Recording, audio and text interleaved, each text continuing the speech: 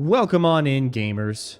Where we last left off in our adventure in Breath of the Wild Master Mode, we had made our way to the Hebra Tower, and now, let's see, there's the Thunder area over there, and Rito Village is just right over there.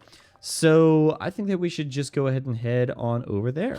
I'm glad that you're doing good, Gem.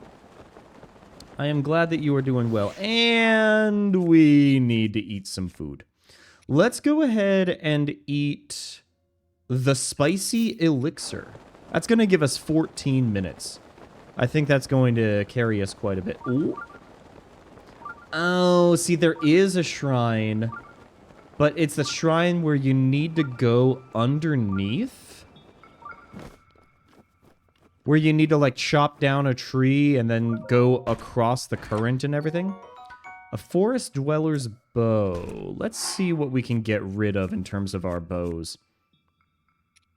We probably don't need the Phrenic bow. The Phrenic bow is nice for, like, zooming in and everything. But I'm thinking that we'll just get rid of that and do the forest dwellers. There we go. Man, I forgot that there were meese in this game. I do love me some meese. I guess they're, like, technically called moose. Oh, and then, hold up. We got this goober. Oh, actually...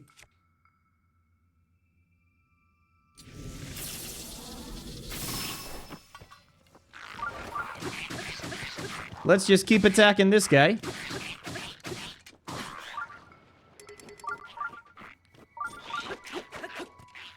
Come on. There we go.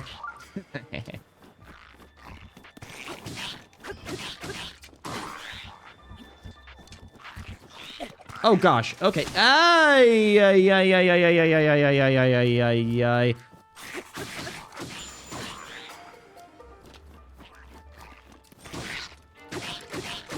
Yeah, badly damaged. My gosh, the guy has so much health. Throw it. Yes, okay. We got rid of that thing. Now, Moblin Arm?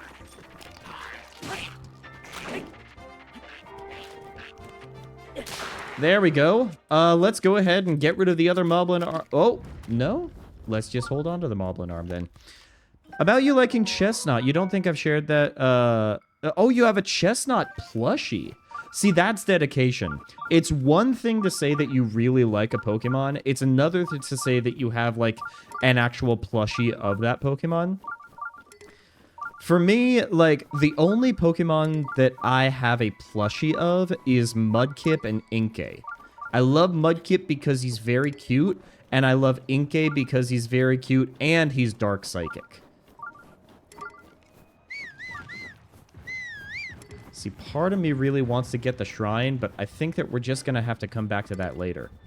Because even if we get the shrine, it's not really going to be a great fast travel point. And plus, if we look at our inventory, we've got 5 spirit orbs. So I think that for the most part, we're good. Do you have any other Pokemon plushies, Gem? Or any Pokemon that you want to have a plushie of, but just haven't gotten around to getting it yet? Because that's the thing for me. As an amiibo collector, there are probably still some amiibo that I would really like to have, but just haven't gotten around to getting them yet. I think that the main one that I can think of is probably Shovel Knight. I do know that Twinite has Shovel Knight. And, like, Shovel Knight, like, from what I have seen, it's not, like, the best quality amiibo out there.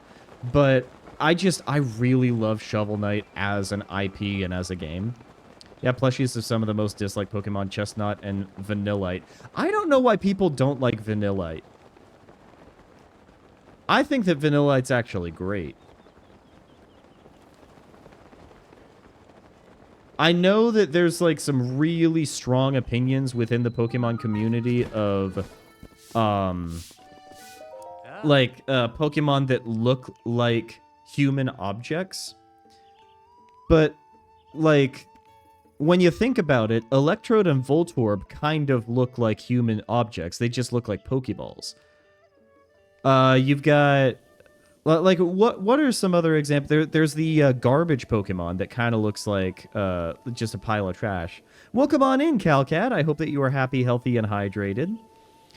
But, like, there's a lot of people that don't like the Pokemon that look like man-made objects. But, like, I don't think that that's that big of a deal. Because there are a lot of animals out there that are disguised to look like their surroundings, and maybe in this universe, in the Pokemon universe, maybe Pokemon and human beings were around a lot longer, and so they ended up evolving to fit in line with a human-centric world. I don't know. How about a song? You also have Zangoose. Used to have a Luxray, but I lost it sad. Oh, man. See, but Zangoose and Luxray, those are pretty popular Pokemon. They're not very disliked. Zangoose is like probably one of the most favored Pokemon, and then Luxray is also pretty good. Yeah. My personal least favorite Pokemon, if I were to... If somebody were to, like, sit me down in a chair and force me to say my least favorite Pokemon right off the top of my head, and I wasn't even thinking about it, I think that it would probably be, Bruxish.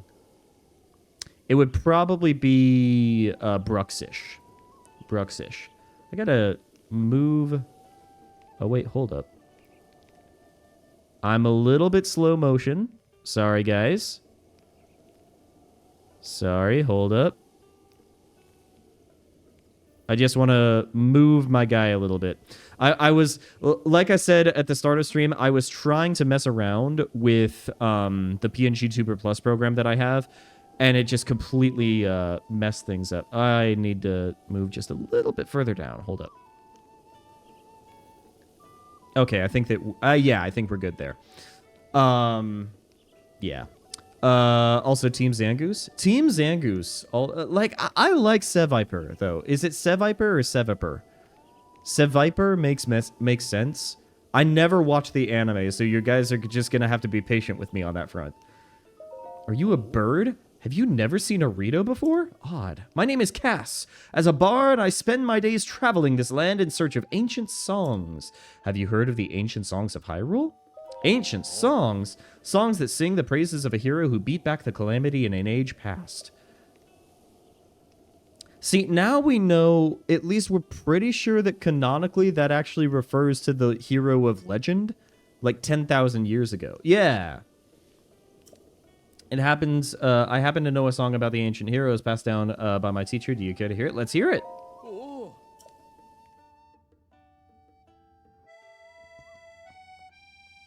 Oh, okay. The kingdom of Hyrule is a vast and storied land, oft grasped in the... Okay, a dark force of destruction many times undone, rises again Ganon, the calamitous one. But hope survives in Hyrule, for all is not lost. Two brave souls protect it, no matter the cost. I don't even know what tune we're supposed to go with. A goddess blood princess and a fearless knight. They appear in each age to fight the good fight. To fight the good fight. Okay.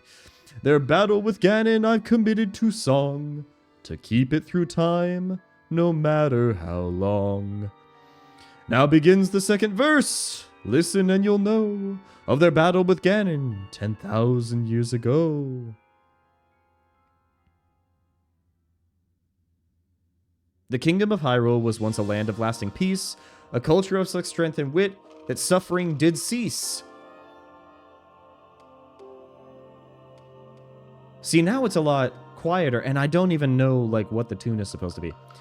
But Ganon lurked beneath the surface, strengthening its jaws. So the ancient people of Hyrule set out to help the cause. Their efforts bore fruit in an automated force to help avert calamity by sealing it at its source. 4 giant behemoths for which power never ceased. Each of these titans was called a divine beast. And free-willed machines that hunted down their prey. These guardians were built to last so they could join the fray. To guide the beasts in battle, Warriors were needed, so 4 champions pledged to see Ganon defeated. Divine beast, guardians, princess, and knight. Their plan to rout Ganon was looking airtight. Except he got growly and angry. And when Calamity Ganon reared its head, Hyrule rose against it. The optimism of Hyrule all the more incensed it. Ganon raged in its assault, boiling with hate. It gnashed its teeth and thrashed about, but it was all too late. The Guardians kept the heroes safe through every hour.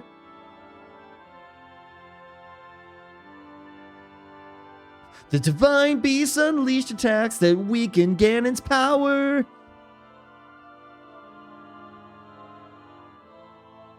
The hero with the sealing sword struck the final blow, and the holy power of the princess sealed Ganon so.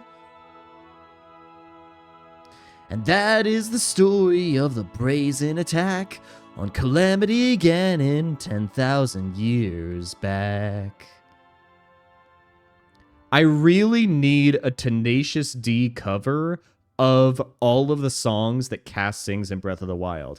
Look, as much of a fan of Jack Black is of Nintendo games, I think that we could convince him.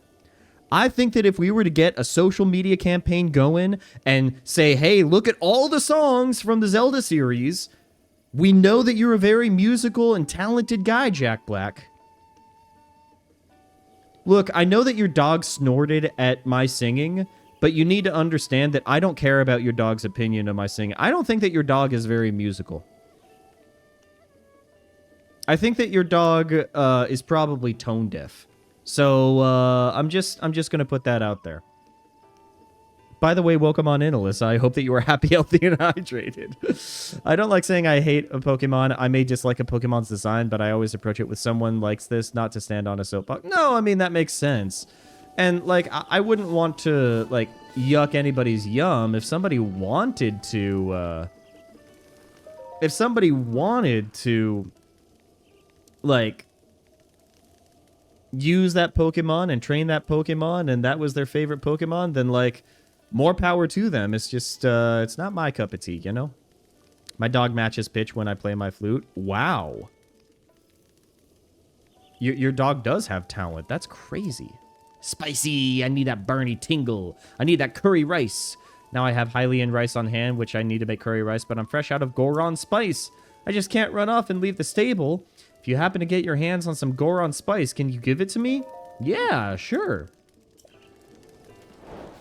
I don't think I've ever made curry in this game, which is wild because I love curry.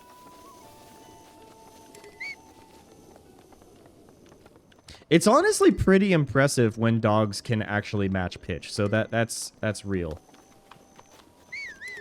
I know that I'm being a little bit rude, but I'm only being rude to you because you're my sister. I'm not being rude to you because of any other reason. It's just a natural inclination for brothers, you know? Let's go ahead and grab this shroom.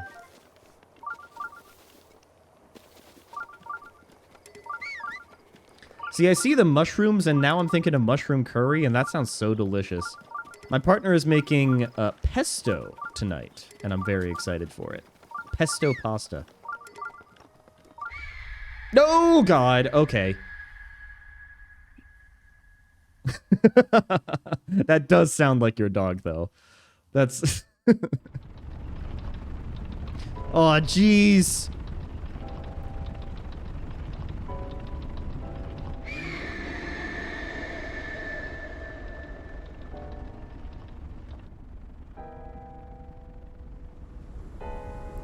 I do really like how when they did the Divine Beast for this game, like, the Va elephant was like, hey, I'm gonna spout a bunch of water to the point where we literally start drowning these fish people.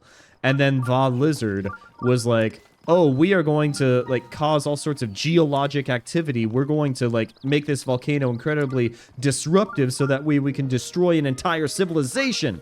And then you have Va Camel that is like, we're going to cause a sandstorm that is going to make life miserable for all of the different, all of the Gerudo and everything. And then what you have with Va Bird is like, they're just flying up there. And we hate them. We hate them. Because they're flying up there.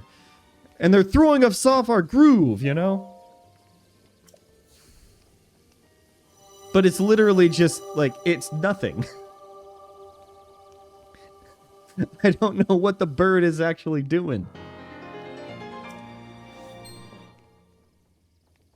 Thank you. At least it's not like Dark Souls, where you end up, like, losing all of your spirit orbs if you die. That would be so tragic. Could you imagine if they add Souls-like mechanics into Zelda? Va Bird makes me crave chicken karage. Chicken karage would be very good. I would absolutely eat Va Bird. Are you some sort of master mode? I really hope that we're some sort of master mode. Welcome on in, Ouija. I hope that you are happy, healthy, and hydrated. Have you seen it? Divine Beast Va Meadow? Where is it? Oh, it's up there! There's one of its feet. Wait, can you... You can actually see up Link's nostrils. That's gross. That's gross. He should blow his nose. Everyone in the village is freaking out because of it, but I have bigger problems. My mom is so annoying. She asked me to help out at the store every single day. I can't take it anymore. I don't want to just help. I want to open my own store and sell whatever I want. It's not a phase, Mom.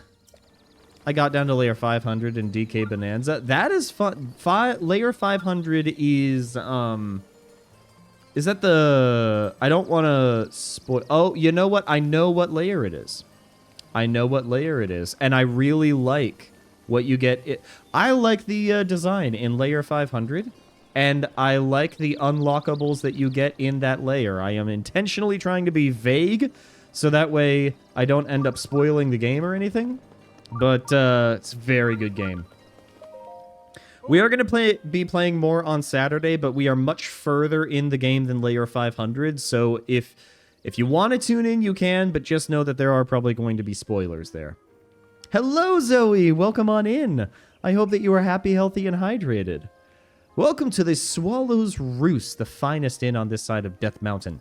Our inn is the perfect place to snooze your troubles away. Keep talking. How are you doing, Zoe? How's the world treating you? If you want a place to stay, talk to the innkeeper. Ah, no, we don't need a place to stay. We can barely afford one as is. I didn't like layer 300 much. 200 might actually be my favorite. Really? Okay. So... I don't want to look it up. Because I don't want to, like, accidentally spoil myself for a future layer. But, like, layer 300, is that the... wide open field one? Or is 200 the wide open field? We've got Tabantha wheat, cane sugar, goat butter. I mean, bomb arrows are going to be nice. I think that we're going to go ahead and take just all of the arrows. It is going to cost like 80 rupees, which is a lot. Bomb arrows are also super expensive. Recently finished season 3 of Doctor Who, and it's special with your friend. Awesome! It's always a pleasure when you can get, like, friends invested in Doctor Who. I'm looking to sell. What are we going to sell today? I don't want to sell the giant ancient core yet, because that's going to be useful in the late game. Do we have any gems? We have 2 rubies. You know what? I'm going to sell both of them. Because we definitely need the clothes. 300 is the mine factory thing. 200 open with the rocks. And 100 choose the kingdom location. Okay. What's interesting is, like, 200... It's interesting that that's your favorite, because it's actually probably one of my least favorites so far. Just like it's very open, and it feels almost kind of like Breath of the Wild-ish. I think that, you know what? Let's go ahead and do this. Oh, that's literally 1,000. Okay, let's do the Snow Quill trousers. Let's do that one. Not that there's anything wrong with like openness and everything, but I think that in particular for like Donkey Kong, I personally prefer like really tight level design, and that is one of the worlds that just doesn't have super tight level design. It's more open-ended. But I can also understand the appeal, you know? What's wrong? That divine beast Von Meadow in the sky is the worst. I don't understand what the big deal is. It didn't overstay its welcome like layer 300. It was a calm layer that let me do things at my own pace. That is fair. That is fair. Like, layer 200 is, like, designed to kind of break up the pace a little bit. Layer 300, the thing that did frustrate me about layer 300 is that there were very clearly areas in the level that I wanted to access, and I tried for like half an hour to try to access them, but to no avail. And then I just advanced the main story, and then it created a shortcut to that area for me. And like, as somebody who wants to find a way to break the game and like really push the game to its limits, that was a little bit frustrating for me. Can't wait for my friend to see Donna in all her glory. I do love Donna. Donna is like my favorite companion in Doctor Who. I do really like Clara, but Doctor is like really high up there. I have a friend who also kind of got me into Doctor Who, and we very much have a dynamic that is super similar to David Tennant's Doctor and Donna. And we've been friends since basically my first day of college, which was longer ago than I would like to admit. Yeah. Nah, friends are great in general, but they're even better when you can get them to watch Doctor Who with you. Back as I got pulled away for a moment. No worries. Welcome back, Gem. Spent like 2 hours looking for the final 3 fossils in layer 100, not knowing that it went up to layer 103. It makes me wish there was a better way to know how many layers there are. Yes and no. Here's one major criticism that I have of Donkey Kong Bonanza, and I don't know how many people are going to agree with me on this. I feel like Mario Odyssey, which was a game that was developed by the same developers, did a much better job of contextualizing the different levels and the different areas by marking them as different locations on a globe. And then obviously you also have the moon in the post-game and whatnot. With Donkey Kong Bonanza, it's literally just layers within the Earth or layers within the particular planet. And it just doesn't feel the same. When you're doing Mario Odyssey, you go into the Odyssey, you actually transport 2 different layers. Donkey Kong Bonanza, it's really cool being able to dive to the different layers, but they also feel so much more disconnected from each other because we're literally just given a map with different dots on it, and it just doesn't have the same level of detail and cohesiveness that Mario Odyssey did. Not that, like, maps are the most important thing in video games, but, like, I don't know. I will also say that the level map is way better in Donkey Kong Bonanza compared with Mario Odyssey. There's just, like, a few key differences between the games where I'm like, Donkey Kong Bonanza clearly takes the cake, and then there's others where Mario Odyssey actually did it better. Back to the Pokemon designs thing, I really didn't like Mega Dragonite, but I'm not going to say it's a bad design. It just doesn't hit for me. I really like the design. Personally, I really like the design. Like, I will say this, even when it comes to the Pokemon that I really don't like Bruxish, I don't think that I would ever say that it's bad design. It's just that particular Pokemon gives me the heebie-jeebies and I don't want to look at it, you know? But, like, I'm not saying that it's bad design. because it's very clearly going for something and it hits the nail on the head for that particular thing. I think it's supposed to represent like a humu humu nuku nuku apua'a, which if English is not your first language, I'm really sorry. I mean, even if you're not like American and you're not familiar with like Hawaiian phonemes and whatnot, but it's like it's supposed to be based off of like a Hawaiian fish that's really important to like Hawaiian indigenous culture, I believe. Don't quote me on that though. And so they like try to go for that. It's just not something that I would want to have in my party personally. Molly's dad got hurt and Tulin's dad disappeared. Tulin? Tulin's in this game? No way. I do hope that the shiny is blue, though. I would expect it to be. I really hope it is. If they're adding wings and a ball to the tail, I really hope that they make it blue. If they make it like a lime green, I'm not going to forgive them. Mom and big sis and my little sis are all sad, and I can't do anything to help. Dude, hopelessness is probably the worst feeling in the world. Not to try to bring the vibes down or anything, but I'm trying to think of all the different emotions that are out there, and I think that hopelessness is probably the worst thing. Like anger, very manageable. Sadness, very manageable. But hopelessness, that's rough, buddy. That is rough. Here's what we're gonna do. We're actually gonna stop holding that.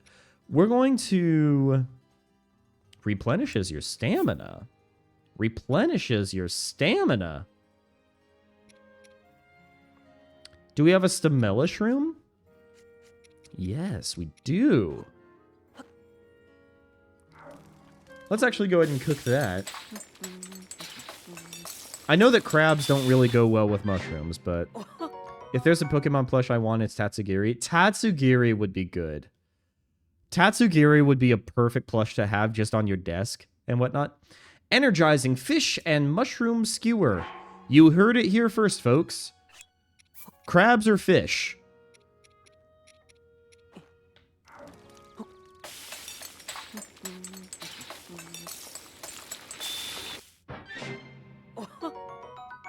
Not as much, but that's okay. Let's see. There is a shrine. Trying to remember where the shrine is, though. How are you playing DK Bonanza? Because I need to get every fossil and every banana before I go on to the next. I used to be like that. But the last stream that we did Donkey Kong Bonanza, which was on Monday, I was mostly trying to get to as many layers as possible. Because I started the game really taking my time. But now that I know that people are posting spoilers online, I do kind of want to beat it more quickly than even I'm comfortable playing it. Just because I don't want to like be spoiled for anything for the game. And so we are, like, last time we streamed, we literally made our way through like 5 different layers. It was pretty crazy. I don't know how much longer we have for the game. I think there's a chance that we'll be able to beat it on Saturday, but we might also beat it on the following Monday. This is not a fun shrine.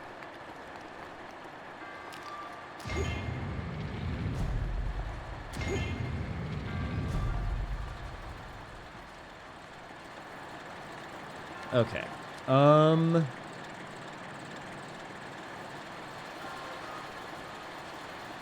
So what if we do this? What if we do this?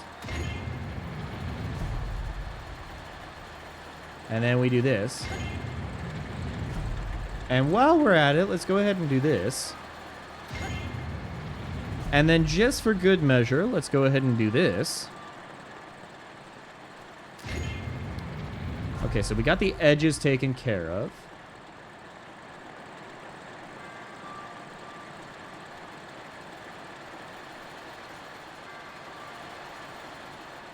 So now we can go ahead and do this. Activate that guy.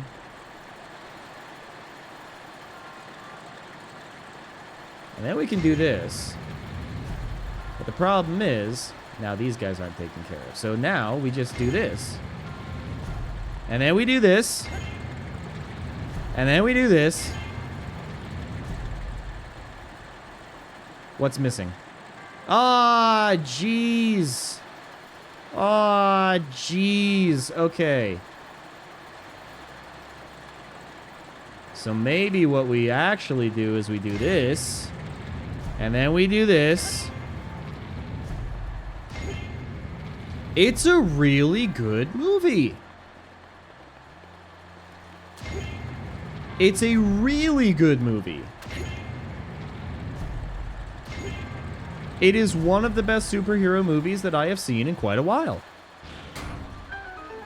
That's not bad. That's not bad. Okay, now there is a second chest somewhere in here. We need to find where that chest is. I'm gonna guess that it's at the top layer. It's been a while since I've actually played this one. I usually try to avoid this shrine because it's not fun. Oh, okay. Hold up. And there's a lot, like, the thing that I also really liked about it is that it is... Oh, I see what we need to do. We need to hit it with an arrow. Got 19. There we go. Beautiful. That was excellent. That was excellent, dude. It had much smarter writing in it than most other superhero movies that I have seen. The scene with Clark and Lois, like within the first 20 minutes of the movie, is some of the best writing that really gets to the heart, not only of the Lois and Clark dynamic, but also of Superman's character and the types of things that he really cares about. It's so good. I love the atmosphere of the game. Traveling deeper to the planet is such a fun... That is one thing that DK Venanza does really well. Of going deeper and deeper and deeper and trying to uncover more and more mysteries of what is actually happening. What is Void Company? What are they trying to do? Also, the fractones and learning about their culture and their history as well is also cool. And as you end up getting deeper and deeper, it also ends up becoming more and more complex of a game. One thing that I also really like about Donkey Kong Bonanza is that it takes a lot of the things that made Breath of the Wild so revolutionary. The fact that you can combine different elements and mechanics in the game, like lighting grass on fire to create an updraft that you can then use to, gain height and whatnot. Or the fact that fire will melt ice, or the fact that electricity is going to do more damage to enemies that are wearing metal armor or that are wet. And it applies that concept to a 3D platformer. It's pretty awesome. It's really cool. Superhero movies that make hopeful for humanity. How I've missed you dearly. I know! The last time that happened was what, Spider-Man 2? Released in 2000, what was it? 2000, I'm guessing 2003 or 2004. Or was it 2002? Sam Raimi's Spider-Man 2. One of the last great, really hopeful superhero movies. What's the matter? Why must you insist on worrying your poor mother? My youngest daughter, Keel, wants to go to Warbler's Nest. She won't stop talking about it. I have 5 daughters, and ever since that beast appeared, they have been getting needier by the minute. At times like this, I wish he was around. I wish I could be a kid again and think only of myself. But that is the thing about being a parent. You have to be bigger than your children. I mean, for most of their youth, that's literally the case.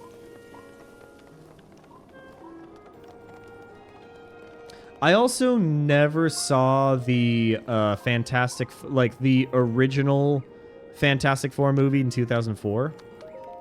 Yeah. The one with, I don't know any of the cast except Jessica Alba. What are you doing here? Your adventures are crazy. You're right. You're right. I was talking about you, you know. You see Divine Beast Von Meadow flying around up there? The village is in disarray thanks to that thing. If I were a properly trained soldier, I'd go straight at the beast and bring it down. So, is it that Va Meadow or Va... Is it Va Meadow? Va Bird. We're going to call it Va Bird. Is it that Va Bird literally just is up there and the Rito keep trying to attack it and they keep getting, like, locked into it or not coming back down? It's Hearth! This guy's in Tears of the Kingdom. This guy's one of the main Rito in Tears of the Kingdom. No offense, but this is not of your concern. That cursed monster. Everybody hates the guy. I think I remember her. She is Teba's wife, right? Never mind, forget it. Hello. Please, now is not a good time. Oh, okay. Alright, well, I will ignore you then. Whoa! A Hylian? G'day! Oh my gosh, that eyeshadow. Hold up, can I get it? No. I can't get a good angle. Sorry, guys. Sorry, guys. That's just the best angle that we're gonna work with. Whoa, I just realized that you're a Hylian. You just wandered around Hyrule trying to find yourself? I'm here on my honeymoon, but this town is seriously a hole. In Gerudo Town, they've got jewelry to buy, Zora's Domain is always a hoot with all the weird spiritual fish people. That's a weird way to describe another culture. That's strange. I think they just feel self-conscious that there's a bigger bird in the sky and they're so small. That would explain why the children in Rito Village are very feisty and the adults are kind of chill once you end up getting rid of Va Meadow. That is, that's an interesting observation. But here, I just want to go home already. Give me a break already. I can't believe my husband brought me here for our honeymoon. He already apologized, but if he doesn't want a divorce, I told him he'd better bring me a baked apple. Really? That's all that you need? Is a baked apple? We don't even have a raw apple. I think we ate all of our raw apples. That's... At least we're safe in the village. Ah, visitor, welcome to... Oh, that object on your hip. Could it be? Forgive me, where are my manners? I'm Kennelly, elder of Rito Village. Now then, is that not a Sheikah slate dangling from your hip? You know, I'm not gonna lie. If somebody were to walk up to me like I was Link, I would not ask about the Sheikah slate. I would ask about the live skeletal hand that's just chilling on my back. Oh my, so it is true. That means you must be a champion like Master Rivali, one of the few able to board Divine Beast Von Meadow. Oh, what am I thinking? The champions have all been dead for 100 years. This boy must be a mere descendant, an inheritor of the Sheikah slate. Ah, forgive me. Champion descendant, if you would listen to this old man's request, you would have my eternal gratitude. Thank you, truly. Now that I know you have the blood of a champion, there is something I must ask of you. How shall I put this? I would like you to deal with Divine Beast Von Meadow, the giant beast circling above us. The thing that has led to the disappearance of half of the village. I would like you to deal with it, stranger. Only a chosen one, a champion, can stop a divine beast. You must enter the beast and bend it to your will. I mean, it is probably one of the best ties that's out there if you want 100% the level. There is the bow tie that I have that transfers kills into Bananergy. And I have found that really useful, particularly in the later games where you, in the late game where you do actually need to kind of conserve your Bananergy and everything. So that's just my little bit of advice.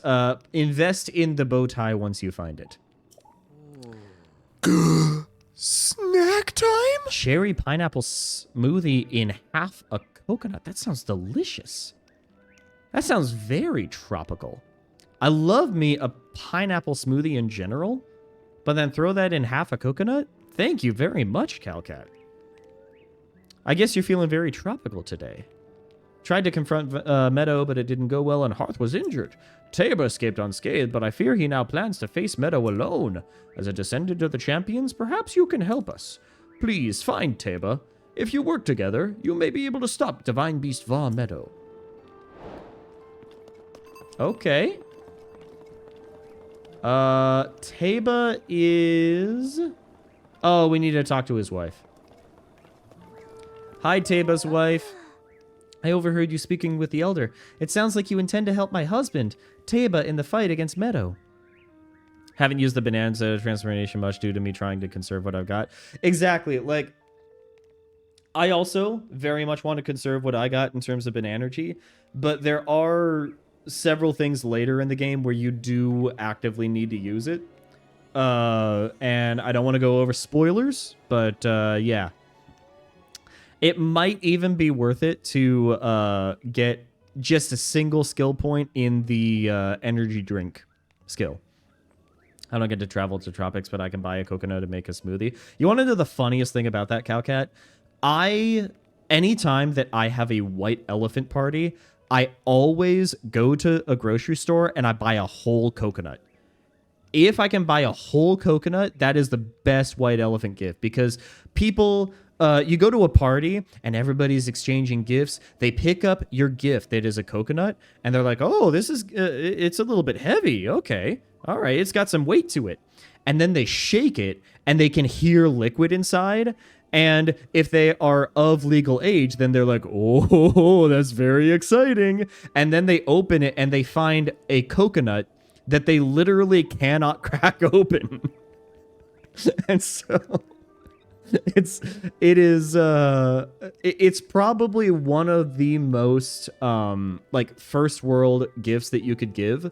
Like, there are people that hundreds of years ago would have literally fought wars to be able to access one coconut, but now we can get them in the grocery store. But nobody knows how to crack open a coconut, at least where I live. So it's pretty awesome. I have enough bananas to the point that my skill tree is almost filled. That's good. That's good. You're very thorough. I got to keep that in mind for any white elephant parties. Exactly. Exactly. You got to make sure that you're prepared for when December rolls around. But to tell you the truth, there is not much I can do for you right now beyond telling you where my husband went. Where did he go? Well, my husband headed to a place called the Flight Range. It's in Dronox Pass at the base of the Hebra Mountains. It's a place where Rito warriors prepare for aerial combat. I imagine he's gone there to gather weapons for another run at Meadow. As it happens, he made his way to the flight range on foot this time. 2 punches to break a wall is so satisfying. This is true. I really do need to upgrade the punching ability as well to knock through the terrain, because... That is also something that you want to invest in for the late game, definitely. Rivali's Landing is a memorial for the Rito champion, Rivali, so named in the hope that none might forget the events of that horrible day. Yo, it's everybody's favorite pretentious bird. Let's go.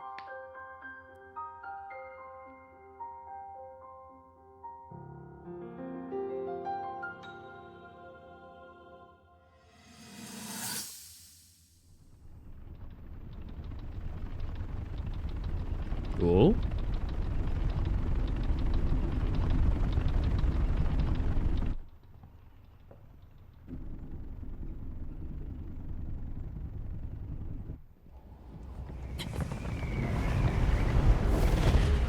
There he is. Impressive, I know. Was this a Very twist few that can we achieve a played through mastery on the of channel, sky. Gem? Yet I have made an art of creating an updraft that allows me to soar. It's considered to be quite the masterpiece of aerial techniques, even among the Rito. With proper utilization of my and Superman. Okay, yeah. I couldn't easily dispense with Ganon. I agree. Now then, my ability to explore the firmament is certainly of note. But let's not, pardon me for being so blunt, let's not forget the fact that I am the most skilled archer of all the Rito. Yet despite these truths, it seems that I've been tapped to merely assist you. All because you happen to have that little darkness-sealing sword on your back. I mean, it's just asinine. Unless you think you can prove me wrong, maybe we should just settle this one-on-one. But where? He is Oh, actually I know. such a How about diva. up there? Oh, you must pardon me. I forgot you have no way of making it up to that divine beast on your own.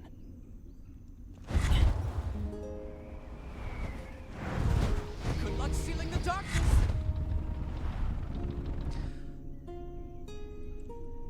I have absolutely no proof to actually prove this to be true. Like, I have no evidence that actually supports this, but I also know it to be 100% true. Rivali did get second place in RuPaul's Drag Race at some point. I don't know which season. I don't know like what sort of themes he was going for, but I do know that he had the capacity to reach second place, but did not actually win the competition. Ravioli peaked in high school and goes to every home game to talk to the cheer team. I don't necessarily think, because like he is very skilled. He is literally like one of the most, he is one of the most skilled Rito, and he knows it, but he's very pretentious about it, and he's very, I'm trying to find a family-friendly way to say this. He's, he knows that he's the talk of the town, he knows that he is among the best, and he isn't afraid to shy away from that fact. He gives Beardly energy from Deltarune. I still haven't played Deltarune. I really need to be it. No, like, what I'm gathering from what your chat message is saying, Alyssa, is that you think that Rivali is like Uncle Rico in Napoleon Dynamite. And what I'm saying is that Rivali is just a diva. He's just that diva. Left Smoothie Coconut in the Discord for later. Well, thank you. And I hope that you have a great rest of your day, Calcat. He went to a local college, so that way his reputation stayed with him and he didn't need to build it back up in a new town. You might be able to make that argument. It is true that he does not have the strength of a Goron.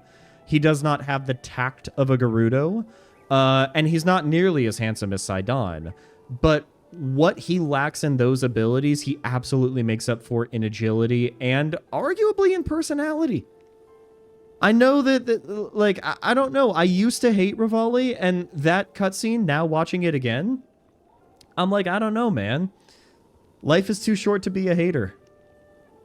Descendant, are you all right? My apologies. I fear that I said too much. If there is anything you do not understand, please do not hesitate to ask.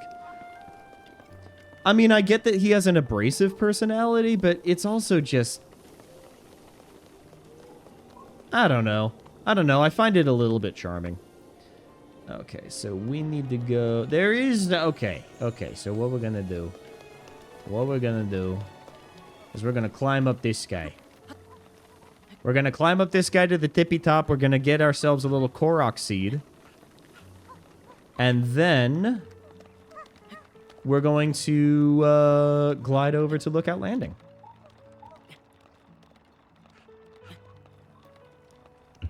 I am keeping that skeletal arm, and we're probably just going to throw it at our next enemy, you know? Come on. And luckily, I don't think that we're going to need any cold resistance anymore.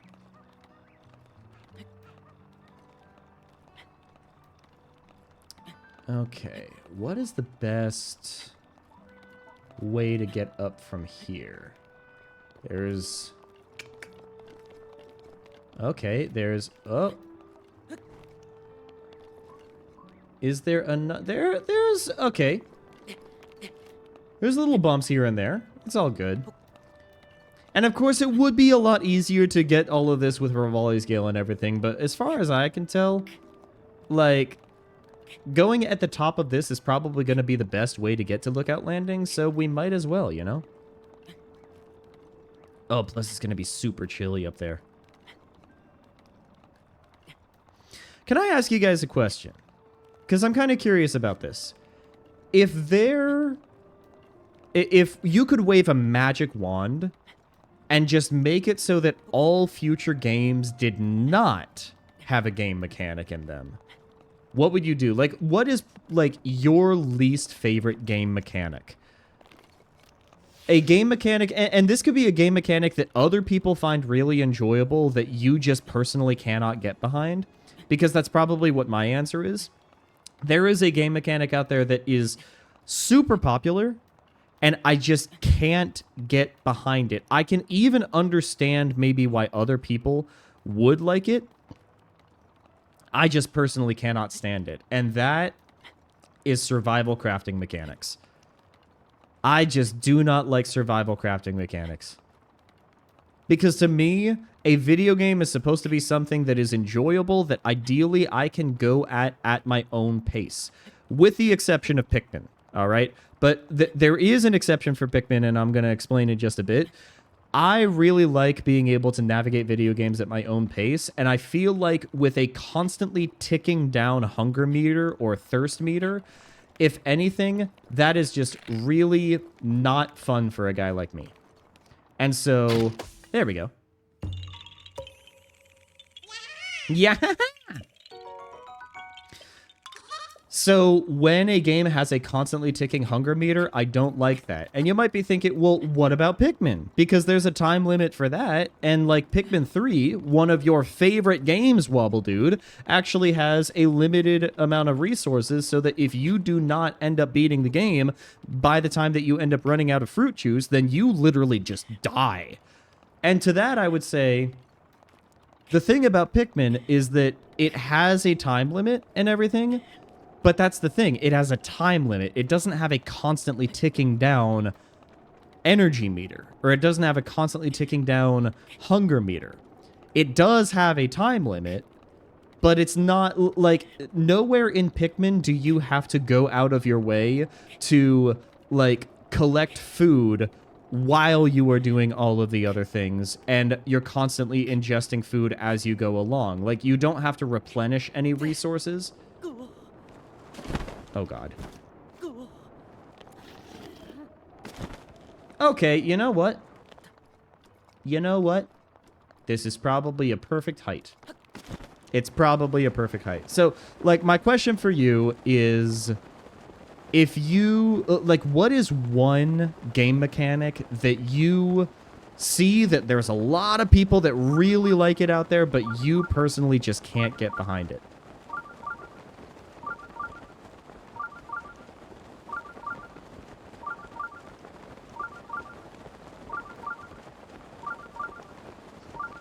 And what's really nice about this shrine is that it's going to take us right to where we need to go. Let's go.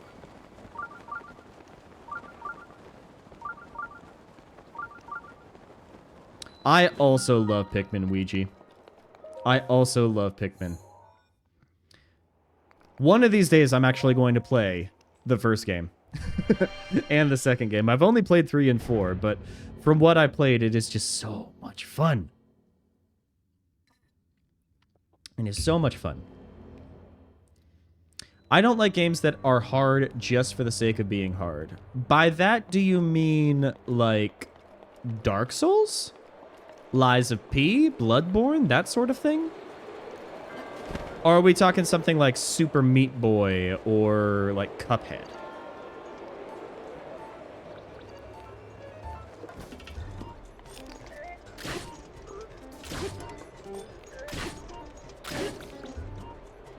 Bye. $50 ain't bad. $50 ain't bad, Chief. Okay.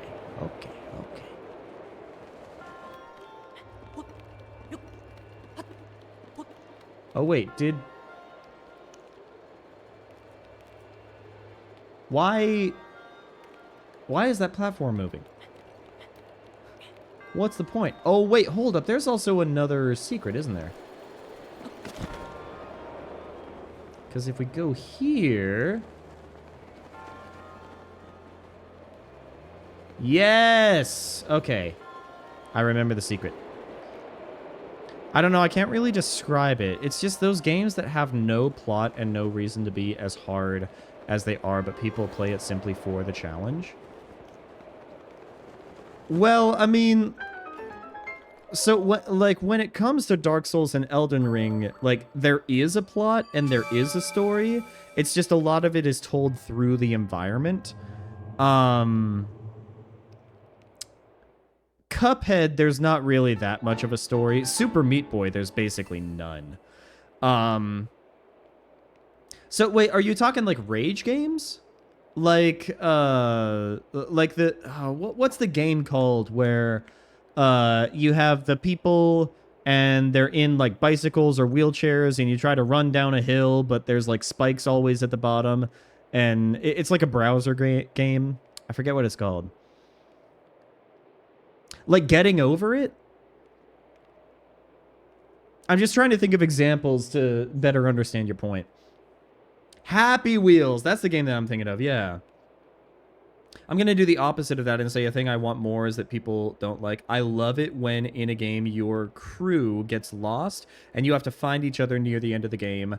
Miitopia did it so well, in my opinion. I love losing my party. As the loneliness kicks in, it adds more weight to the fact that you've lost people that mean something. You know what? I haven't really come across any games that fit the archetype that you're describing, but I do like that idea. One thing that I do really enjoy in games is when they give you a sense of power. They make you feel really powerful, and then they take that power away from you. Like at the beginning of basically every Metroid game, where you start off super powerful, and Metroid Prime does this so well. You start off really powerful, really understanding all of your abilities, and then it takes all of your power away from you. So you get that power fantasy at the beginning of the game, but then you actually start the real game and you are weak and vulnerable as all get out, and you have to go and find all of the abilities. It makes finding the abilities feel that much more rewarding because you feel like you're getting closer to that point where you were super powerful and it made you feel super good to play it. You slowly get more and more of that as the game progresses, and it's super rewarding. Rage games, yes. Okay, yeah. No, rage games, like, it makes good content. I will say that it makes good content. Like, Getting Over It is an example. One of these days, I need to find somebody, maybe I can convince Twinite to play it with me, but the rage game where you're carrying glass, and it's like Only Up. I think it's called Only Up, but you're carrying glass. I think that'd be a lot of fun. I love the feeling of smallness. And I like that too. Like DK traveling down and down each layer makes you realize how tiny you are compared with everything else. I get that. Have you played any Metroid games, Ouija? Because Metroid does that so well. Metroid is like one of the best games when it comes to creating an atmosphere of loneliness and desperation, and it makes you feel powerless until it clicks, and all of a sudden, you end up being like the most powerful person in the room. Not yet, but I'm thinking of it. I highly recommend it. I highly recommend it. I know that you're a big fan of, Pikmin. And it's obviously way different from Pikmin, but, like, it is so good. All right. Time to say hi to everybody's favorite bird uncle, guys.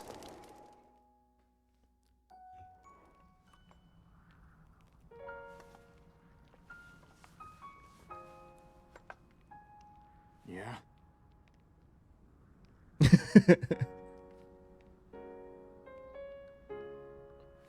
I don't know you, and I'm actually pretty busy here. You should probably go. He's so grumpy. He's so grumpy. He's got a hard outer shell, but he's all mushy on the inside. I can tell. I can always tell. Did you need something? I'm busy here. I can help you. Help me. With what exactly? Let me get this straight. Some random Hylian wants to help me bring down Divine Beast Va Meadow? I'm not buying it. What's your name, stranger? I'm Link. Link, huh?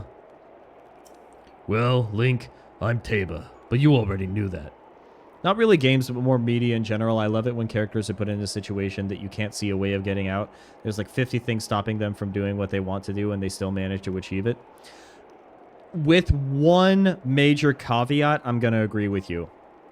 I really like when that happens, but I also really like it when they're able to actually, like, defy the odds through their own means. I do not like Deus Ex Machinas.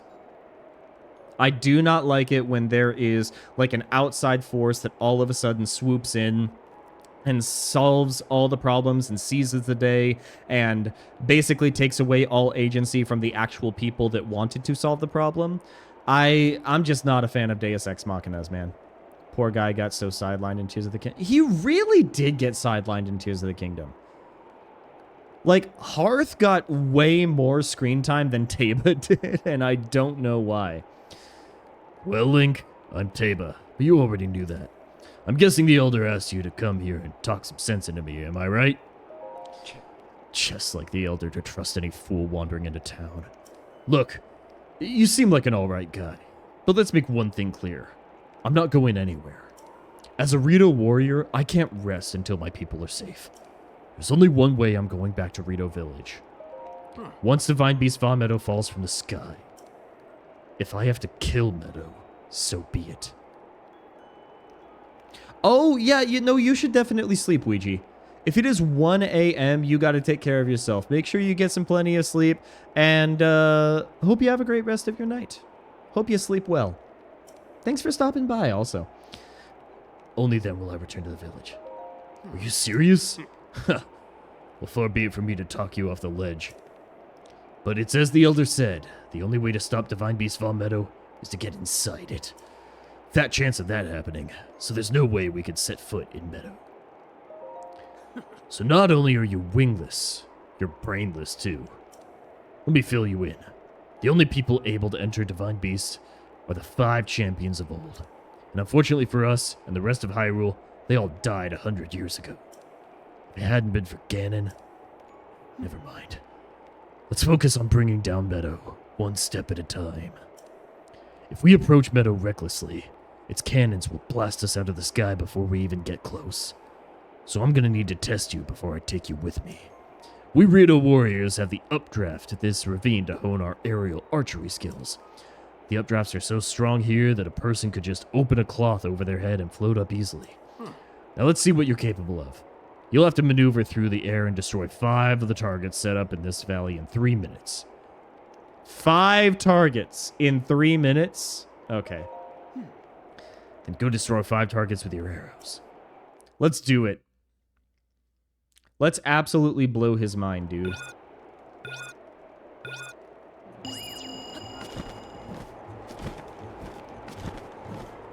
Let's go.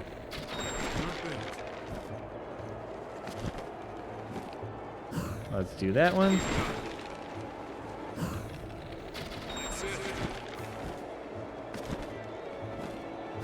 Let's do that one. And that one.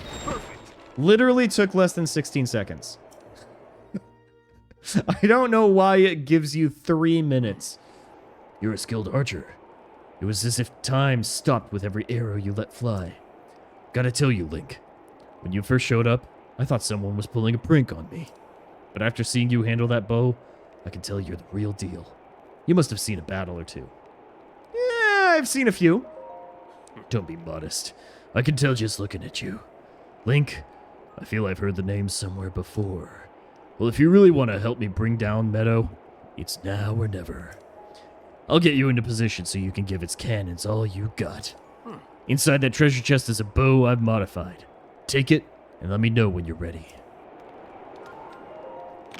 Well, we're not going to go to Divine Beast Vaughn Meadow just yet.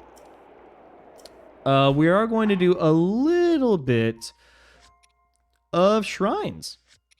So, let's go ahead and get rid of that one.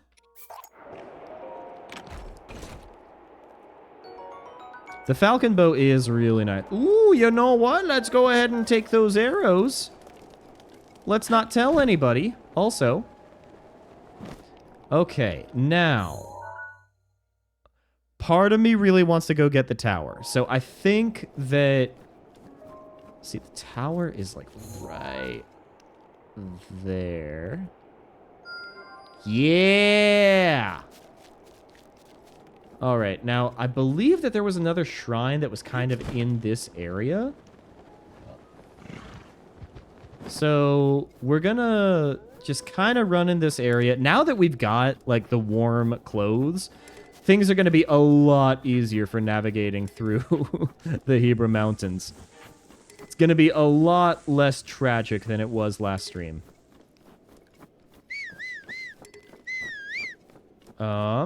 Okay, there is a fire there. Hey! Greetings, traveler. Oh, his name is Traveler. Okay. Well, let's hope that he's actually a good guy. Excuse me, young traveler, but if I may be so bold, you look quite troubled. Perhaps a glimpse into what your future... Oh, God. Oh, God. That is, may I tell you your fortune? I was worried about this. Now let me see. I see red, a crimson deep and rich. It's the most beautiful color I've ever seen. It's the color of your blood. Now die.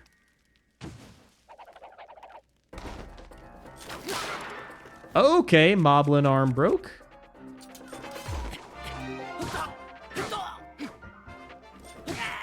Hey, there we go. I'll take a warm, the sickle. Let's actually do the vicious sickle. I don't know why I said warm sickle.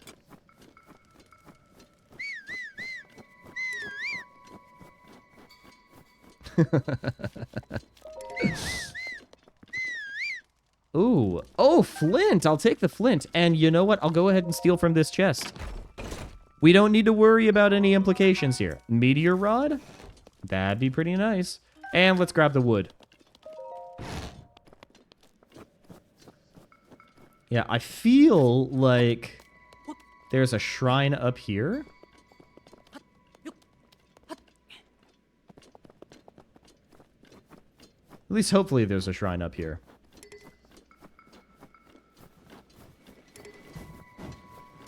There's snowballs. Uh-oh, there's enemies. Okay, let's go ahead and do the meteor rod.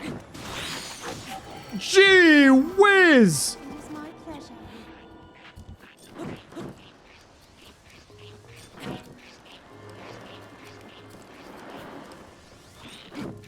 Okay,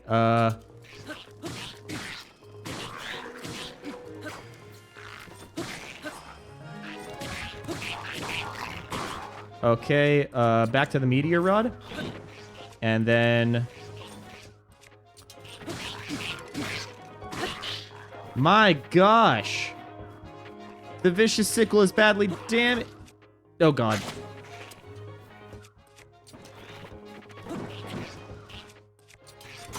Okay. Rusty broadsword.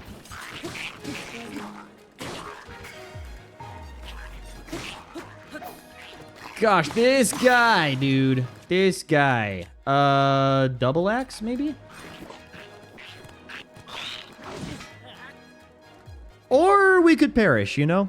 That's kind of the master mode experience when all is said and done. Okay. Last save. I'm trying to think of where the last save was, and it was in the house. Okay, that's not too bad, actually. Okay, we already grabbed the chest. So maybe what we need to do is we need to just actually kind of head out of here.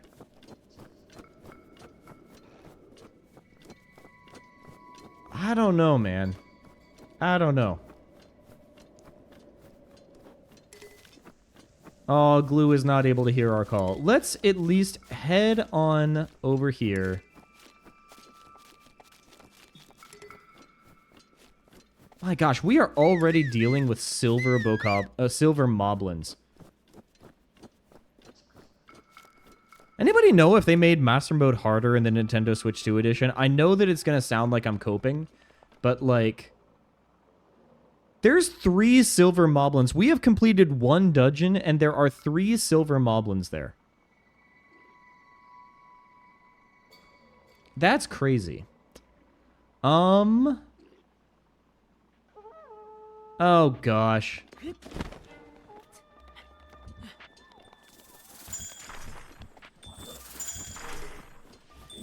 I'm thinking that we just run. They've got so many ice arrows, it's not even funny. My gosh. Okay. Well, let's go ahead and let's climb up this mountain and get at least a better bearing of our surroundings. I know that the tower that we want to head to is quite a far away, but... Oh, gosh. Oh, gosh. Okay. Jump! Okay. Didn't quite make it.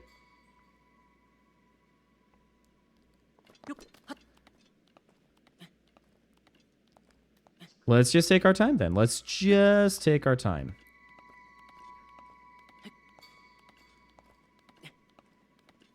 Anybody have a favorite region in Breath of the Wild, by the way?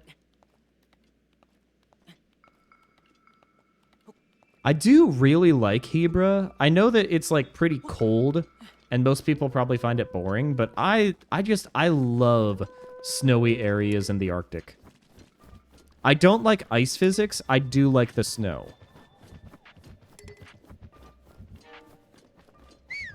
It's really kind of unfortunate, but okay. Well, maybe let's go ahead and climb up to the top of the mountain and see if we can get a better view from up there.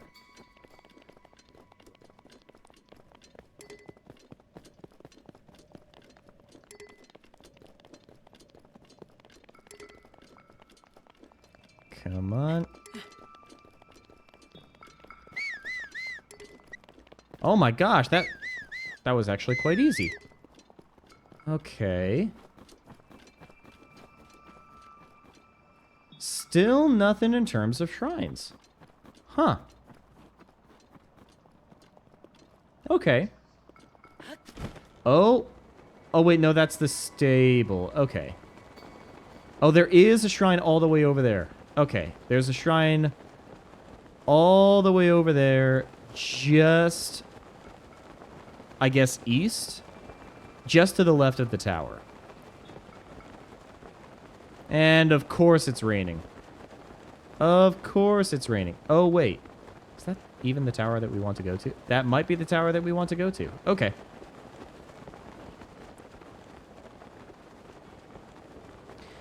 You know, I actually kind of miss Tulin from Tears of the Kingdom. I know that Rivali's Gale is so much better than Tulin's little boost that he gives you. But I do think that like, there's just some moments where I really do miss Tulin. Hi, squirrels!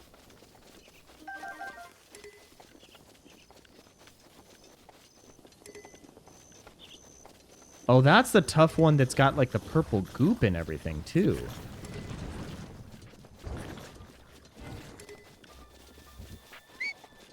Okay. Now, let's see. From up here, we should be able to see...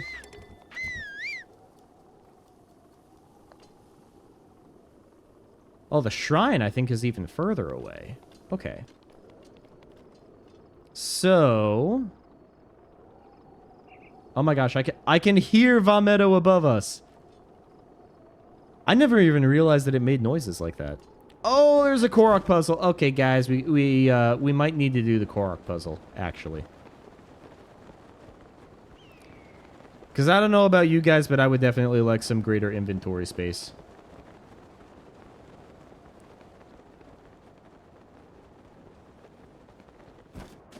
Okay.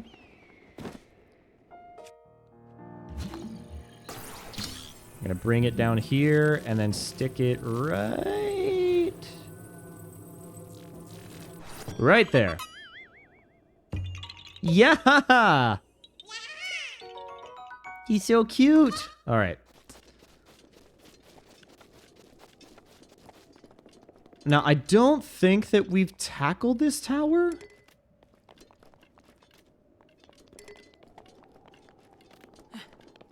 I don't think we've tackled this tower. Look, as long as the game is going to continue to allow us to run, I think we should just run, you know? The more height we can get on this hill, the less we have to glide. I have one wish for DCU Batman, is that Joker is not in it. That is such a fair wish. That is such a fair wish, because I don't know about you, but I feel like Joker at this point has kind of overstayed his welcome as a character. We have now had, like... Okay, so there's the Heath Ledger Joker. There's the Jared Leto Joker. Did they tease a Joker for the Robert Pattinson Batman? I'm just saying, like, we've had so many different reboots of Joker. And then there's also the version of Joker that they had in Suicide Squad Kill the Justice League. Although nobody played that game, so it's like, it's not that big of a deal. But still, like, I feel like there's a lot of creatives that, I got to be careful with what I say, but like, there are lots of other villains that you could do that are arguably more compelling than the Joker. Let's not, like, resort to the Joker, you know? Ra's al Ghul is my favorite Batman villain.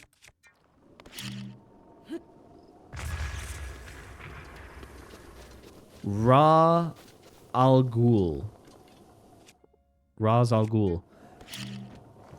Gotta be honest, I'm not even familiar with that one.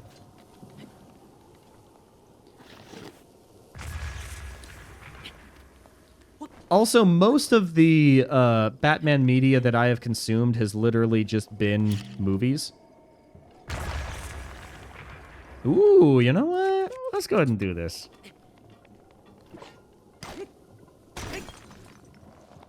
Is that... Yes! Dude! Oh, it feels just like Minecraft. Every time you come across one, it's like, yes, this is so good.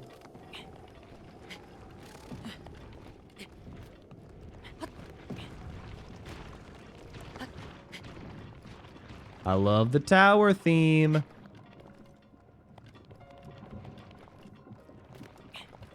Okay. We got to figure out how the heck we're going to get up there. Oh, this guy. Yes, the Tabantha Tower. The Ra's al Ghul, is that, is that in any way related to the people who, like, trained Batman? Ah, that's how you do it. Hello, Lizbiz. Welcome on in. I hope that you are happy, healthy, and hydrated. How are you doing today? Part of me wants to say that my favorite Batman villain is Penguin. Just because he's like... He's, like, first of all, he's a mean guy. Second of all, he's just so over the top. And, like, he's like a proper gangster, you know? He's like a gangster lord, and he's like the exact type of person that is really kind of rotting Gotham to its core. But also in terms of character design, you can't really be mad at him or anything. I have to wonder, like, what my favorite comic book villain in general is. I do also kind of like Lex Luthor. I didn't always like Lex Luthor, but the recent Superman movie really opened my eyes to Lex Luthor's potential as a villain. Because in many ways, he is, like, literally just the opposite of Superman. I know that he's literally just written that way, but yeah. I know. Oh, it was so good. Nicholas Hoult did such a phenomenal job in that role. And I do find it really interesting that Nicholas Hoult also auditioned for Superman. Because you look at him and he's, like, you wouldn't expect him to fulfill the Superman role, but, like, I think that, you know, he could be an interesting take on it. I don't know if they teased Joker in Robert Pattinson Batman, but at the end when a prisoner was laughing, it literally shouted, come on in the theater. Oh, you literally shouted, come on in the theater. Yeah. No, that does kind of sound like they're teasing Joker. And I don't know. We got to find other villains that can be explored, you know? It's been way too tried at this point. You can't see him as Superman, so he was casted, right? Yeah. Yeah. Also, Corn Sweat was phenomenal as Superman. Absolutely phenomenal. Like, I for the longest time, I thought that Superman, like, as a character, was just unfortunately kind of boring. Because he's, like, super powerful, only has one major weakness, can literally do anything, and I don't know, like it just and let me back up a little bit. I feel like for the longest time I was only focused on Superman in terms of superpowers and not in terms of character. But David Corenswet was really able to hone in the lovability of the character of Superman and the character of Clark Kent. And for that, I'm just really thankful. All right, there's one shrine over there. There's also a shrine over there. And there's a memory over there. There is not only a shrine, but a memory. I think that that's probably going to be our next stop. Let's at least mark the shrines that are over here as well. I'm not seeing any.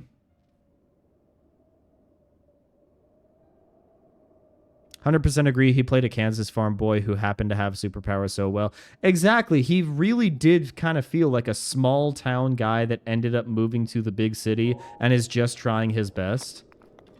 Because that's what Clark Kent is supposed to be. Like, Superman, you could have lots of different takes about Superman, but, like, I firmly believe that if you want to get Superman right, you have to get Clark Kent right, you know? Because the most compelling parts of Superman are the part where he is Clark Kent, in much the same way that the most compelling parts of Spider-Man are when he is Peter Parker. Yeah, I used to like Gal Gadot. But in recent years, I've really kind of been turned off from her. And a huge reason is just her acting chops. Like, no, Kal-El, don't. Stop. Could you imagine if they cast her as Zelda? Link, you have to go to the divine beasts. Go save Hyrule. I'm fiending for a good Wonder Woman movie. I hope we get, like, I actually did like the first Wonder Woman movie, but this was also, like, when did that movie come out? I feel like it came out in 2016 or 2017 when a lot of the, and I was part of the American public that was really vying for this. I was really looking for, like, a hashtag feminism movie where it was just like, yeah, hashtag girl power. Yeah, let's go Wonder Woman. And I haven't seen it since. I literally saw it in theaters once, and I never came back to it. Because I never really had a desire to go and watch it again. I feel like in order to be a good Wonder Woman movie, not only do you need to touch on the themes of Wonder Woman and like girl power and everything, but you also need to like create a movie that people are going to want to see again, you know?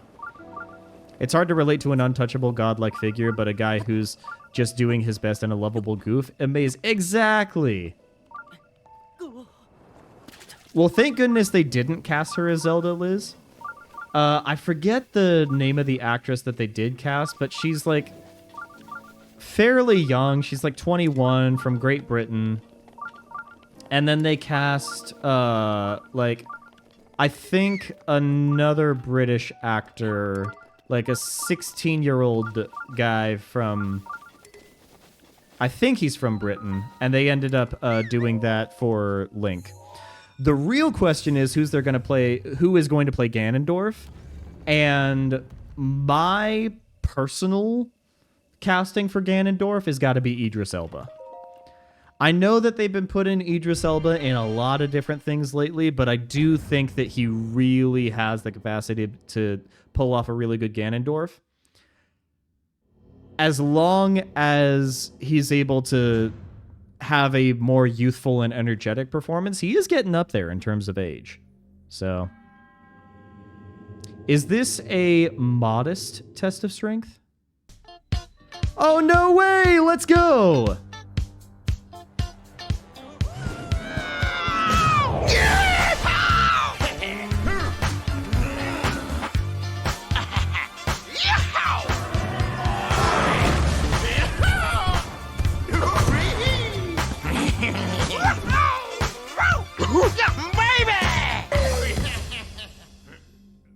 Yo, who triggered funky mode? I literally can't see who actually spent the channel points on funky mode. If you spent 5,000 channel points on funky mode, I want to make sure that I give proper credit where credit is due. Unless, okay, wait, hear me out. You know how I said at the start of stream how I literally had 2.5 hours of technical difficulties before stream started? I do think that we might be just... It might be a weird trigger fire thing. If somebody spent the channel points on funky mode, please let me know. I will go ahead and get a timer going for funky mode. By the way, this is a major test of strength. We literally do not have enough weapons to actually do this. I hate to, like, pull out, but we're just going to have to do that. Maxwell Lord, you're putting yourself and everyone in... Maxwell Lord, you're putting yourself and everyone in grave danger. So true. Wait, wait, hold up. Okay, we did mark that one. We got to do the memory here. We got to find where the memory is at.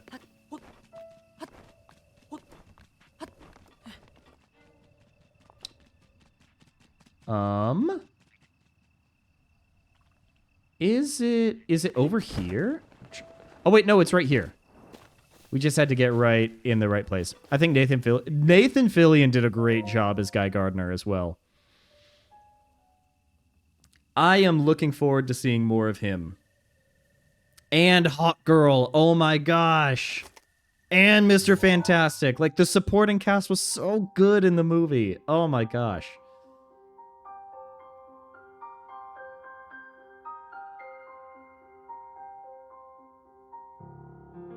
It's all coming back to me now.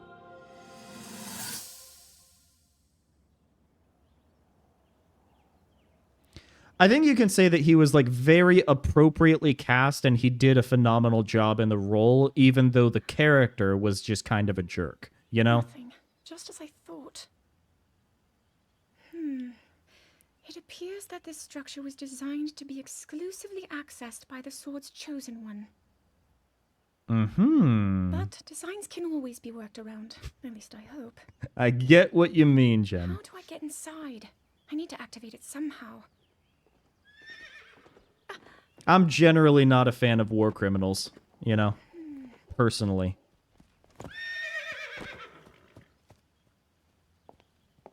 I thought I made it clear that I'm not in need of an escort. It seems I'm the only one with a mind of my own. I, the person in question, am fine. regardless of the king's orders. Return to the castle and tell that to my father, please. Man.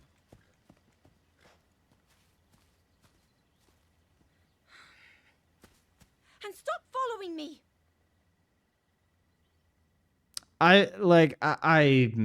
Man, I really get that.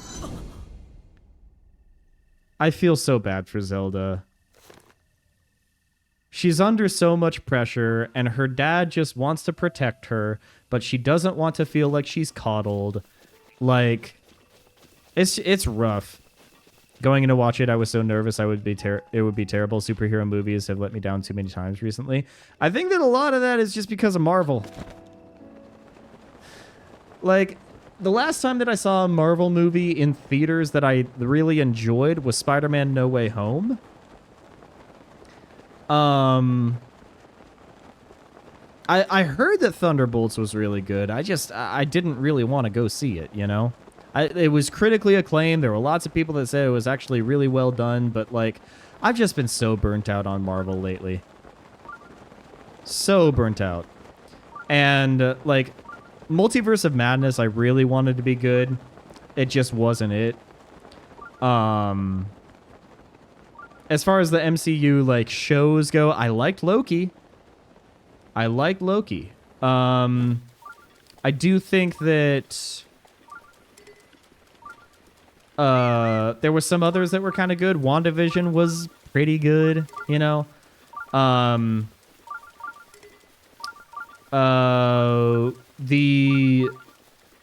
one that had Sam Wilson and Winter Soldier, I forget what it was called. Falcon and the Winter Soldier, literally called Falcon and the Winter Soldier. That was, like, pretty good. But, like, the thing is that there were just a lot that kind of came off as just pretty good, you know? Just pretty good. And with how expensive movie tickets are, I don't want a movie to be pretty good. I want a movie to, like, emotionally move me. And I don't know if Marvel is even capable of that anymore. In my humble opinion, I hope to be proven wrong. I couldn't be bothered with Thunderbolts. All my OG characters have died or been... Exactly. Exactly. I love Captain America. I genuinely... Like, Captain America is one of my favorite Marvel heroes. And... I didn't even bother to see Captain America Brave New World. And it's not that I don't like Sam Wilson as Cap. It's just, like, I'm kind of tired of it, you know? Let's see. We've got a ball. We got a platform here.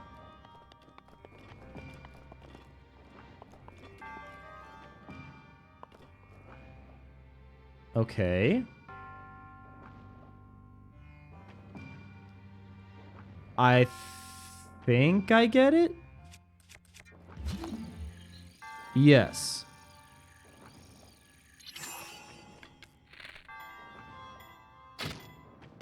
There we go.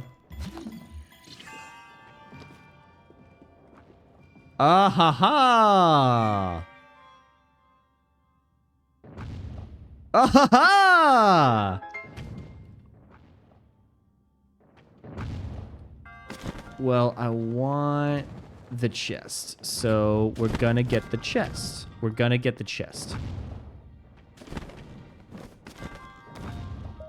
Yeah, and, like, I understand that Multiverse of Madness tried to do this, WandaVision tried to do this, where they tried to, like, change the tone of them. How WandaVision was supposed to kind of feel like a sitcom a lot of the time, and how Multiverse of Madness was supposed to be, like, a horror movie. And, like, if they had pulled that off really well, then I don't know if we would be saying... I don't know if we would be making the complaints that we're making right now. The problem is, they still felt very samey because they have an obligation to connect everything to the broader MCU. So, like, they can do all of these different genre explorations, I guess.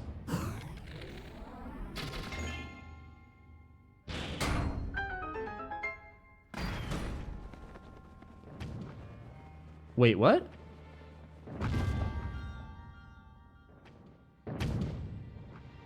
It just... Okay. Chris Evans will always be my Captain America. I can't accept someone else yet. Yes and no. I mean, Captain America is like... Captain America is not just Steve Rogers. Captain America is anybody who wears the suit, puts on the role, decides to take on the symbol. But, like, I get what you're saying. Chris Evans, there's just... He's nice. He's nice. He's very handsome. He's very charming. Okay, so... What if we just do the Falcon Bow?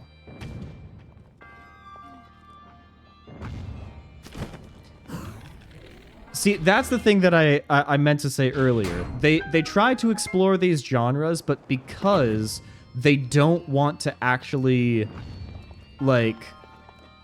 Because they don't want to commit to anything for fear of it being too different or too far removed from the MCU, it still ends up feeling very samey. And when James Gunn said that, like, he's going to make sure that the DC has completely different tones in terms of all the different movies, I really hope that he's able to pull it off in a way that is better than what Marvel was able to do. Because it was kind of disappointing. You need to have some variety, otherwise people are just going to get bored after a while. I mean, it's the same thing with video games, you know? You can't have, like, Ubisoft open world games. The fact that they literally all play the same and have the exact same mechanics and have the same repetitive missions time and time and time again. There's a little bit of that in Zelda, but it's nothing too... Like, there's still enough of variety in Zelda that it's not as repetitive as some of the Ubisoft titles, you know? I hope he continues every movie crushing it with their music and scores. I mean, that is one thing that James Gunn does really well, making sure that there is a fantastic soundtrack. That is something that he did really well in Guardians of the Galaxy. All three of those movies, like, the soundtrack is just immaculate with Guardians. And he did such a good job with Superman, really capturing the, like, heartwarming punk rock feel that he was going for. It's really good. I don't want to register a horse. I don't want to board a horse. I was just stopping by to say hi. There might be Cass over here. Let's collect some wood. You know what? Let's get that soldier's broadsword. Could be useful.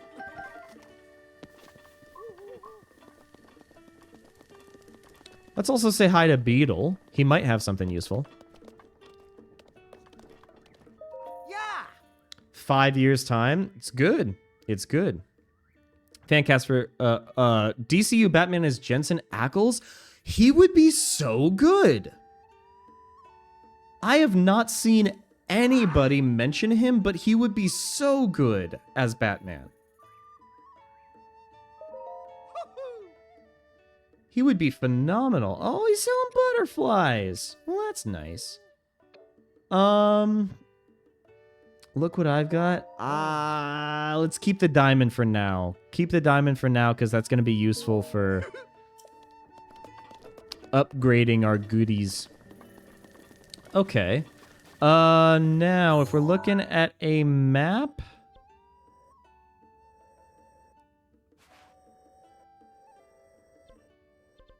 Oh, we should actually stop by Kakariko Village now that we've done memory, and that way we can get the Champion's Tunic. There we go. I knew there was something that we needed to do once we actually got our first memory. And so, you know what? When we actually upload the VOD to YouTube, we could say discovering the bird place and getting the Champion's Tunic. Heck yeah, dude. What is the objective today? The objective today was basically to set up the quest for Va Meadow, which is what we did within the first, like, hour and a half of stream. It's not going to be too terribly long of a stream today. In fact, We're probably going to be wrapping things up within the next 13 minutes or so. Keeping it at just about 2 hours. There we go! Champion's Tunic. And that's going to be nice, because then we could actually see the hit points of all the different enemies. But I can't go too terribly later beyond that, because my partner is making pasta pesto, or pesto pasta tonight, and I want to make sure that I can have it while it's warm. You should be able to find the general locations of any remaining divine beasts on your map. You are Princess Zelda's only hope, and Hyrule's as well. You cannot turn back now. Follow your heart and seize your destiny. Beautiful. Excellent.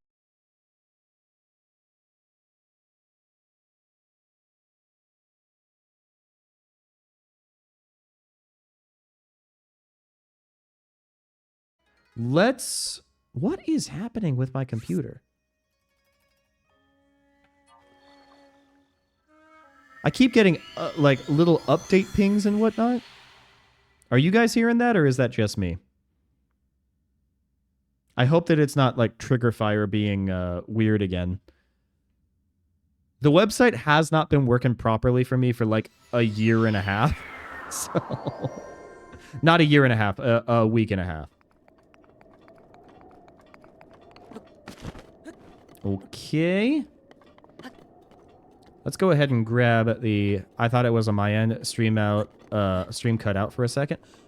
Oh, technical difficulties. Had to reload? Okay. I'm sorry, guys. I've had so many technical difficulties today, it's not even funny. Okay, there is that one, but that one is so hard to get to. What if...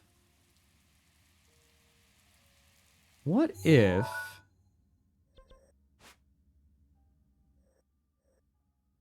I wonder if you can make a gliding jump from here to that shrine.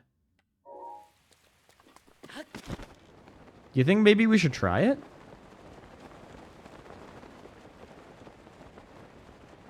Have we gotten the shrine that's by this stable, too? Because that'll be another thing that we could... I mean, the more shrines we get, the more fast travel points we have on the map, as far as I'm concerned. So...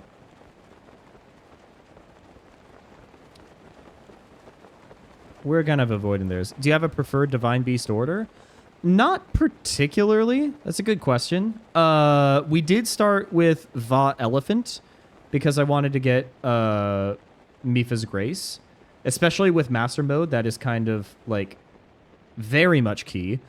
And then I chose to do Va Bird because... well, because Rivali's Gale is just going to be really useful for traversal. Let's go ahead and check out our horse, actually.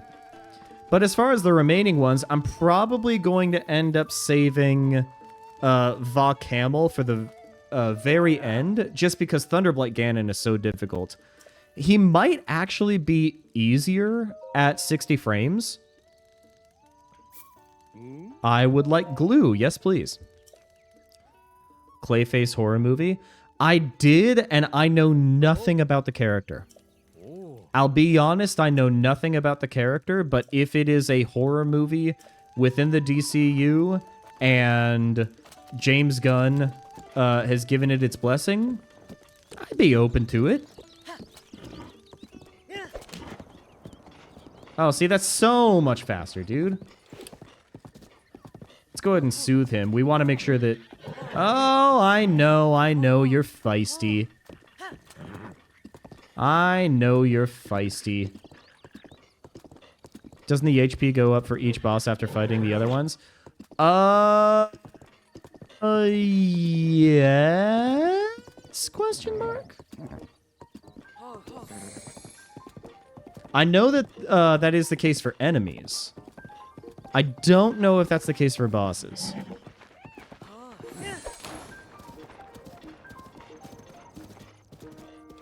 I can give you a quick rundown of Clayface. Okay.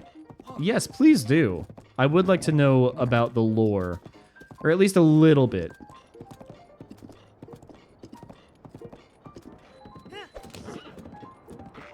We're just going to skip right by. I know that there's a Korok seed there, but we're just avoiding it for now.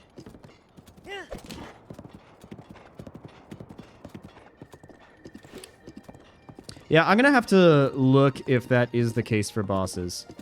If that is the case, then making Va Lightning or Va Camel, Divine Beast... Hold up, no. Lightning Blight Ganon. I had to, like, load the file in my brain properly to remember that. But, if anything, that's going to make some good content, you know? Making the fight intentionally more difficult. Was watching someone play this for the first time. She did Thunderblight first. Doing Thunderblight first is a bravery that I simply do not possess. Sorry, Glue, I'm leaving you behind. I'm leaving you behind because we're climbing the mountain. And hopefully we can make it to...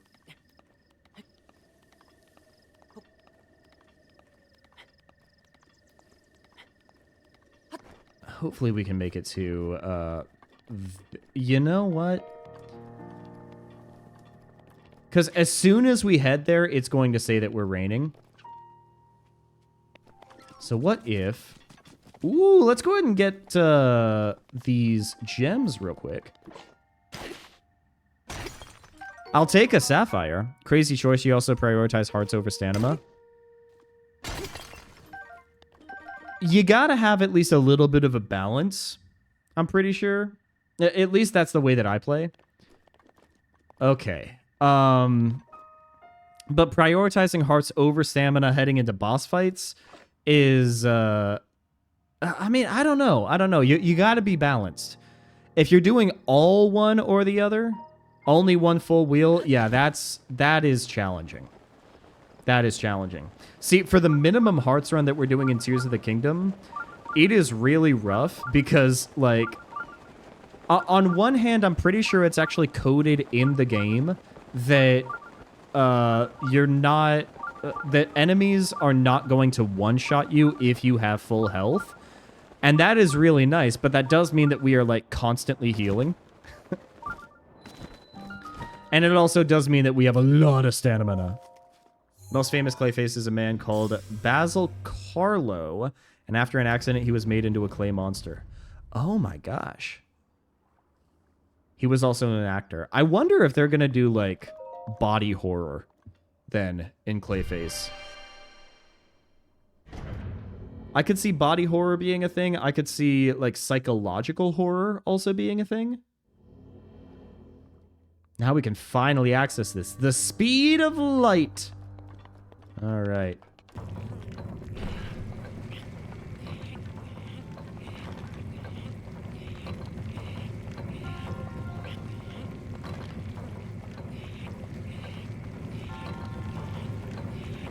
Okay, and then we hit. Okay. Come on. Oh my gosh, I was still out of stamina. Okay.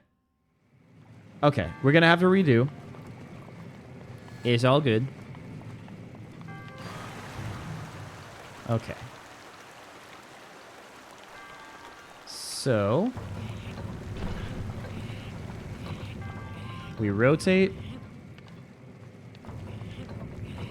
We want to make sure that we got full stamina. So...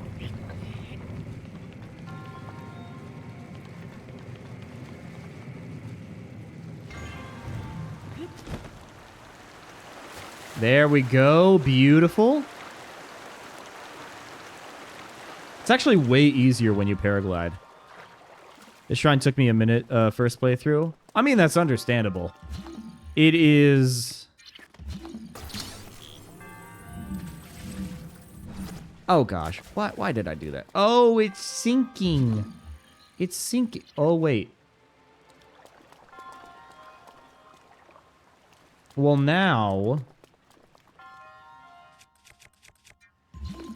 It's not sinking. Hold up. Let me think about this.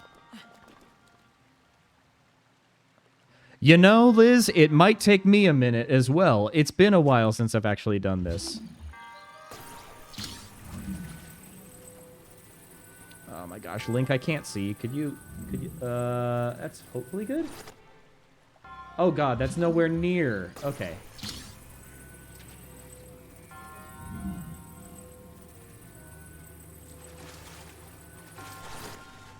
That's probably fine right there. I feel validated. Okay.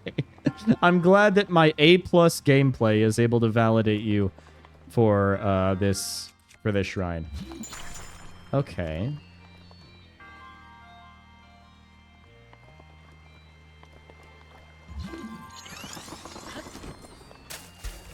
No.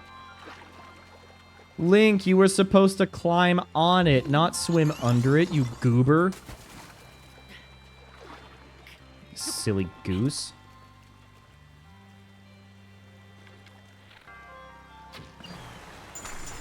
No! And oh, we weren't quick enough.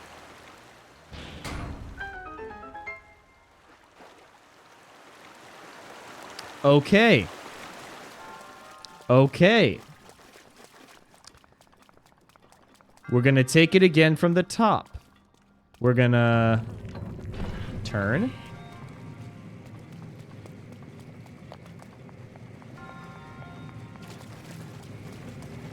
Then we're gonna just walk all the way here.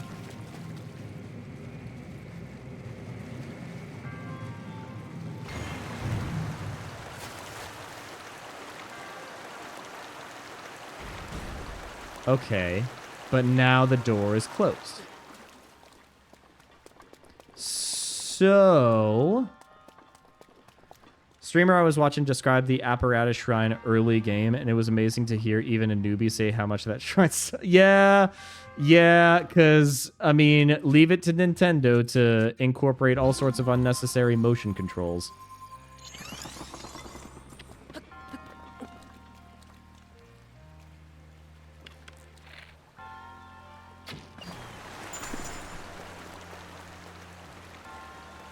Perfect. There's probably a more elegant solution. But do we need that elegant solution? Unfortunately, yes, if we want to complete the shrine.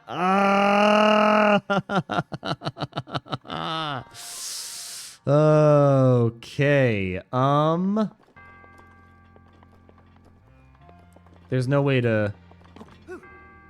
No way to do anything like that. Those shrines are notably absent in Tears of the Kingdom, though. Maybe they listened. Yes and no. They did include apparatus-like puzzles in the Sky Islands. But they also created mechanics and enough flexibility in the gameplay to make it so that you technically don't need to actually engage with them if you have, like, wings and you know how to use Zonai devices and whatnot. So, like... They did, I can confidently say that they listened to a lot of feedback with Breath of the Wild, but they didn't listen to all of the feedback with Breath of the Wild. Well, guys, we've been streaming for about 2 hours now, so we're going to go ahead and probably start wrapping things up. But I will say this, if you like the content and would like to see more, consider dropping a follow. But it is not expected, but it is greatly appreciated, and you get to be a part of this amazing, wonderful, wholesome community that not only meets on stream, but also meets in the Discord, where we share food pictures and pet pictures, and it's all in all just a really nice vibe. If you aren't able to make it to every stream, I also have a VODs channel up on YouTube. We recently hit 1,000 subscribers, so be on the lookout for a 1,000 subscriber Wobble Foods special coming up soon. And if you want just the clips and just the highlights, consider following me on my socials, TikTok, Instagram, and I am also on Blue Sky.